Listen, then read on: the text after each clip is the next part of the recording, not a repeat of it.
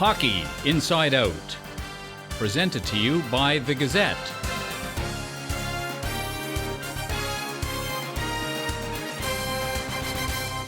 Welcome to the Hockey Inside Out show. I'm joined today by Chris Nilan, Jack Todd, and Mike Boone. Chris, the Habs are off to a 6-1 start for the first time since 77-78. Some Red Wings fans were saying on Twitter after the game they're lucky. Are they lucky or are they good? They're good, and they are lucky, too. And 6-1 since 78, 79? 77, 78. 77, 78? Yeah, wow. last time. That must mean Stanley Cup this year. Speaking of Stanley Cup, we have your Stanley Cup ring here today. Notice pretty cool. Quite nice, quite nice. Do we see another one of these coming this year, Jack? No, but they're better than I thought they were going to be because until the last maybe 3 games, they really hadn't played that well, and they were still winning. Now they're playing well and winning. I thought the Detroit game was a case where it looked for a very long time like they were going to play a really good game and lose. And instead, Detroit played a really good game and lost. But no, they're solid. And then these little moves that Bergevin made are looking really good from, Gilbert to Malhotra. Everything he does seems to turn out right. It's way early. They don't award the cup in October. Let's give it a little while. They go out west next week, I guess, and that's going to be interesting to see how they perform out there. And they've been giving up the first goal. They've been scored on first in 6 games already, and they've won 6 5. out of 7. That's almost unheard of in the NHL. Yeah, they stick with it. What is it? The thing is, the last 3 games they played well, I think. Decent, better than the first 4 games. The first 4 games, they were horrendous in the first period. Last 3 games, at least they've come to play. Detroit was tough to play against last night. They played really well defensively. They gave the Canadians no room to do anything. They were in your face. Every time a Canadian got the puck or was about to get it, someone was there. They checked well last night. Canadians stuck with it. They finally broke them down and scored that Galchenyuk, with that battle with Kyle Quincy all night. And then he finally beats him, gets him knocked down by the net, and then turns around and stuffs it. And then Deane at the end. Good on them. I loved what Nilan did on that play, on Galchenyuk's play, because when they started with that 4-on-4, PK tried to take over and do it all by himself. Nothing came of it. They have a shift change. Nilan comes out, just gets the puck in on net. Galchenyuk gets it around the net, and you got a tie game. That was the whole turning point of the game. Yeah. He's so much more physical than he was in his first 2 seasons. I find Galchenyuk. I guess he's put on some weight, and he said in one of the Gazette interviews that he spent a lot of time in the gym in the offseason. He had a quote after the game against the Red Wings also. He said, "Physicality is not an issue for me." The kid's 20 years old. Michel Therrien has taken a lot of heat about the way he's handled Galchenyuk. He should be at center, not enough ice time, but the proof's in the pudding. I don't know why he's taking a lot of heat. Listen, the kid was a boy. He still is a boy amongst men. So he put on some weight this year. You can see it in his play. He's more physical. He's more confident. First 2 years, are you kidding me? He was out there. He showed flashes of brilliance, but he was scared to death half the time on the ice. And if you ever put him at center, you want to see a kid's confidence go down the tube, put him at center. Mm-hmm. Yeah. Therrien can't handle kids, obviously. That's why Subban won the Norris Trophy. Price is one of the 3 best goalies in hockey since he took over, and Galchenyuk is on the perfect path to become a superstar. Nail Yakupov, -5 in 6 games after going -33 last season. Is it a case, would Galchenyuk have had the same problems if he went to Edmonton, Mike? Is it a case of the location, the coaching? What do you think about that? I think Gordie Howe would have had problems if he went to Edmonton. That's the black hole of the NHL. How many? They've had, 3 or 4 number 1 draft choices? Yeah. You go out there and you're never heard from again. It's like mysterious. It's like it's a UFO scene out there, The other rookie, Yuri Seacatch, made a healthy scratch against the Red Wings. Chris, your thoughts on that? Is it too early in the season? Good move, bad move? Let him see from another angle.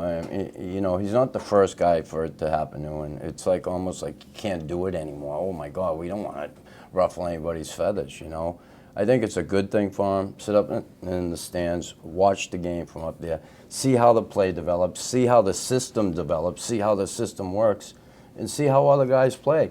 And I think as a player, when you sit up there, I'm sure you pick out mistakes that your teammates make. It allows you to see a different angle than when you're sitting on the bench. Do you ever remember that being done with you when you were a player, being told to sit up and watch Yeah, by the league. The league told me, you have to sit out for 8 games, Mr. Nilan. You acted up again. So I got plenty of opportunity without the coach having to put me there. You stole my joke. I was going to talk about your view from the penalty box. No, it's not a whole lot different than the bench.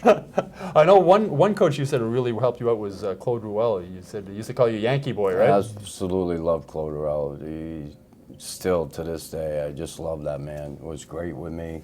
You know, I talked to him last week. We talked on the phone, and it was so fun to hear his voice. And I could just see him there sitting on the end of the phone with a Kit Kat and a Diet Coke.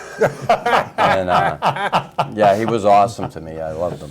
I was thinking we might have seen Chris in some of those ads instead of Jay Baruchel with this new Canadians 1909 club. Yeah, Mike? did you sneak into the room of your sleeping teammates on No, any no. occasion? Never. Confess up, Chris. I mean, it's a long time. Never. Tom Gilbert, when we started the first show we did this year, Mike, you were saying you were wondering if he was a top 4 defenseman. He led all players in ice time against the Wings with 25-27. What's your? I'm still wondering. I can't make up my mind about the guy. Maybe the Wings are an ideal matchup for them in that they're not the most physical team in the league. I think he may have greater degree of difficulty against teams like Philadelphia, Toronto, Boston, Chicago. Again, you know, you look at his stats, he's good for a couple of weird turnovers per game, and he still makes me a little bit nervous. Who else has caught your eye? So, Jack, for the... Manny Malhotra. To me, he's just transformed the dynamic of this team. Somewhere midway through the third period last night, they flashed a stat that he was winning 83% of his faceoffs, and I think he won 4 or 5 more after that.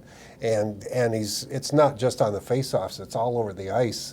He's a player, and what he's done in terms of the whole center ice lineup, freeing up Plekanec, it's changed this team so much. One, supposed minor change that Bergevin made, but it's worked out great. The way he wins the faceoffs too, it's not like the guys up doing the stats are going, geez, who won that, right? Yeah, puck comes back, it's almost like yeah. a pass. Yeah. We'll be right back after a short break.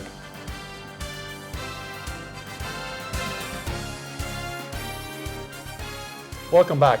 Jared Tenorti seems to have bumped Nathan Beaulieu out of the lineup, at least for now. He dropped the gloves against Colorado the other night against Cody McLeod. Almost not a fair fight though, Chris. He's wearing a visor. McLeod's not wearing a visor. What's the other guy supposed to do in that situation? That's tough. I don't like that. I hate seeing guys fight with visors. I really do. One guy not having one guy having it.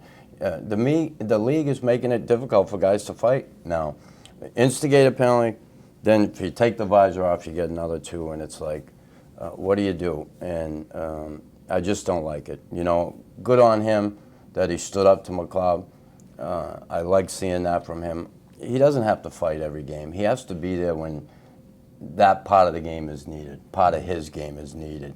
When things get rough against the Bostons, the Phillies, whatever team has a tough team, he has to be there and provide that physical presence. He's been doing it, and he's been moving the puck pretty good too. So, yeah, Beaulieu being out, I don't know if we're going to see them that much this year in the lineup together. Are you surprised that Beaulieu's not in there? A bit, yeah, especially against a team like Detroit. That would seem like more his kind of game than Tenorti's. Although I thought Tenorti was fine against them, but I think Beaulieu to me has a higher ceiling. You know, there are more things he can do, and like you said, you need the physical presence with Boston or Toronto. I was surprised last night, but he acquitted himself well enough. Beaulieu seems to play with confidence too, Mike. That's one of the things that. Yeah, they've said that all through his career, that maybe confidence was a problem with Nate the Great, you know, and, during the developmental stage. I kind of worry about him spending that much time in the press box at this stage of his career. He ought to be playing somewhere.